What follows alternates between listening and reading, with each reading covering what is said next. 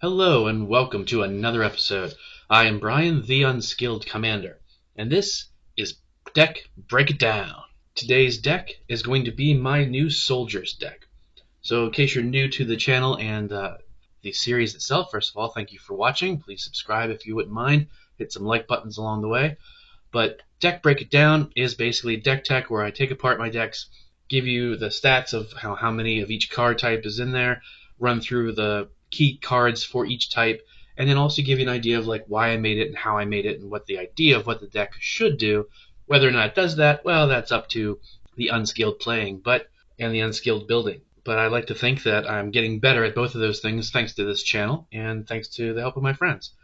So let's go ahead and jump in. As I said, this is my Soldiers deck built around Harbin, Vanguard, Aviator. He is a 3/2 flyer, and he says whenever you attack with 5 or more soldiers, creatures you control get +1/+1 and gain flying until end of turn.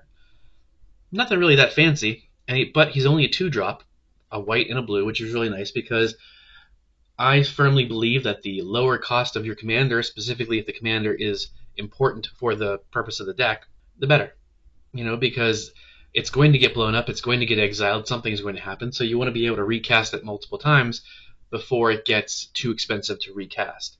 Now, obviously, if your commander is just about the colors to let you do what you want to do, then it doesn't really matter. If it's barely going to come out of the command zone, then you can have as high as you want. But I love the fact of having a 2-drop commander. It really helps speed things up and get you going. So let's go ahead and get started. Obviously, we've got 36 lands, pretty standard. There's no special lands in there. Just obviously you're looking for the ones that tap for blue or white. Ideally it comes in untapped, but a lot of them do come in tapped just because I don't have money to go wasting on dual lands, and even the other ones that aren't that pricey but are still pricey. It's one thing to drop $20-$30 on a card maybe one time for a deck, but things like lands, that's an expensive investment for most decks unless you just do the common ones like Idyllic Beachfront right here, which just comes in tapped. That slows you down a turn, but whatever. Next up, we have enchantments. We've got 4 of them. Basically, it's just standard stuff. Really, our 2 key ones would be Flowering of the White Tree.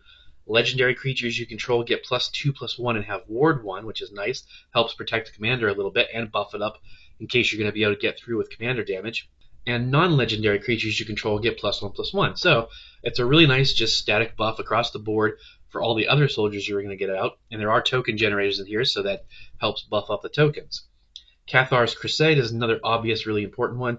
Whenever a creature enters the battlefield under your control, put a +1/+1 counter on each creature you control. That's really huge for any kind of theme deck where it's all built around a specific creature type. And actually it doesn't really matter because it says a creature enters the battlefield.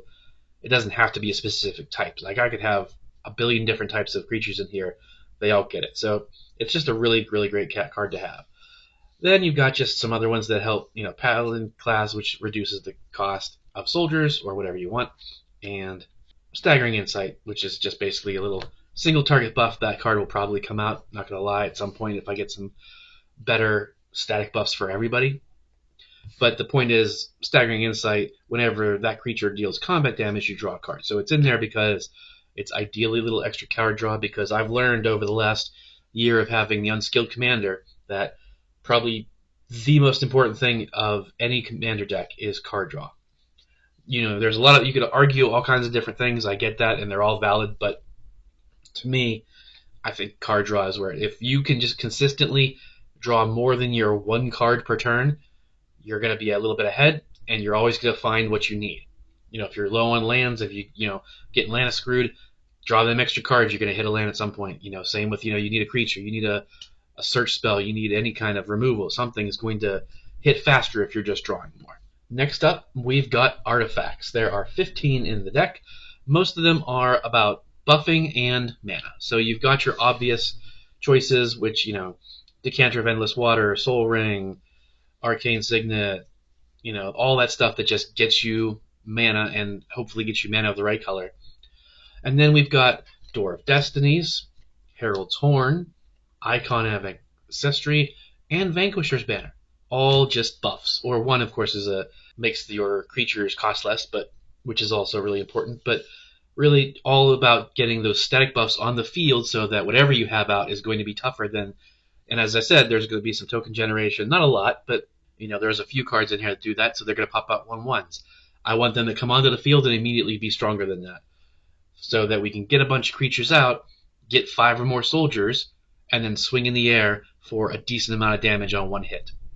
Next up, we've got your instants. There are 12 of them. And like I said, we've got Raise the Alarm, which helps, and Call the Copper Coats, which help create tokens, 1/1 soldiers specifically. Then you've got basically your instants are going to be about card draw and removal. Answers, as they're also called. So Swords to Plowshares, Aetherize, Path to Exile. Then you've got your Opt, Deliberate, things like that. They're really standard stuff. Nothing groundbreaking there.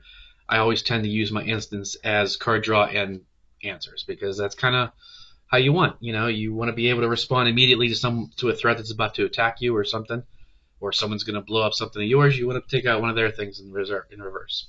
And of course, the card draw thing is always good instant speed because you can wait, have the mana up, and then the player before you, their end step. Oh, at your end step, I'm going to tap this, instant speed, draw some cards, and then that way you're not wasting the mana on your turn.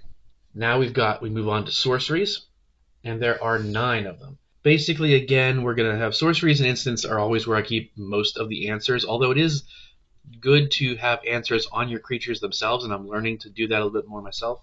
But anyway, we've got things like Captain's Call, which just makes soldier tokens. Basharee's Solidarity, put a +1/+1 counter on each creature you control. That's a really nice one. And then drawing cards off of your creature types, and then, like I said, a bunch of board wipes, artifact and enchantment removal, which is always important. People say that there's not a lot of enchantment and artifact removal in most decks. I see otherwise. Most of the people I play with always have it.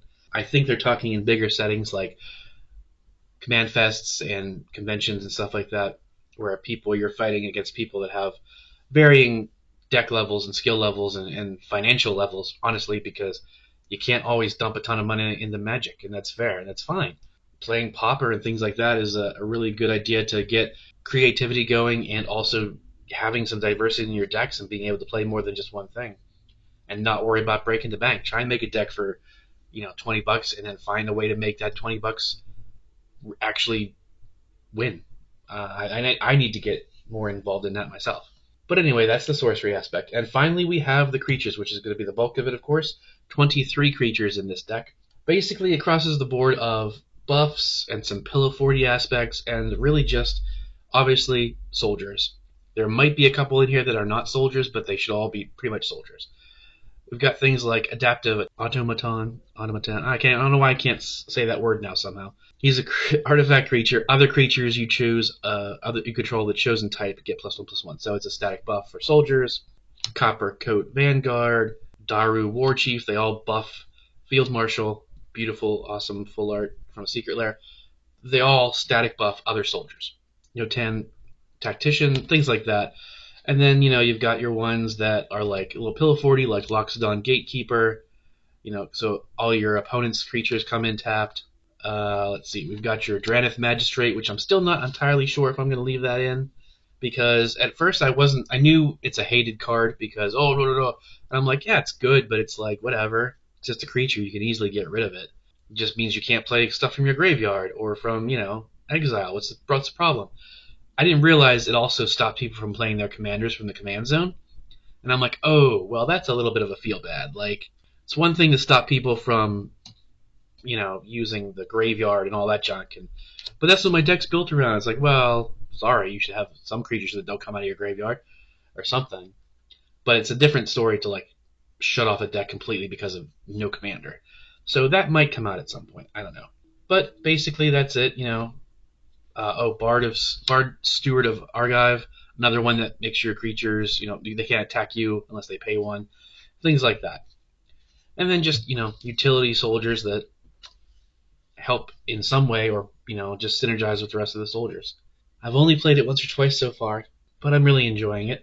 And I think it's going to be a fun deck, especially as it evolves over time. Maybe get some better soldiers that I don't know about. If you know some really great soldiers, put them in the comments. That might help trick out the deck, or some sort of anything, enchantments, sorceries, whatever that really benefit soldier creatures or human soldiers, because Most of the creatures in here are probably human. I haven't actually looked through that aspect, but I'm going to say most of them are. I hope you enjoyed it. I hope you saw some cool cards that you want to try and use in your decks. If you've got some ideas for this, please let me know in the comments, and I'll try and take them into consideration when upgrading. And I will see you next time.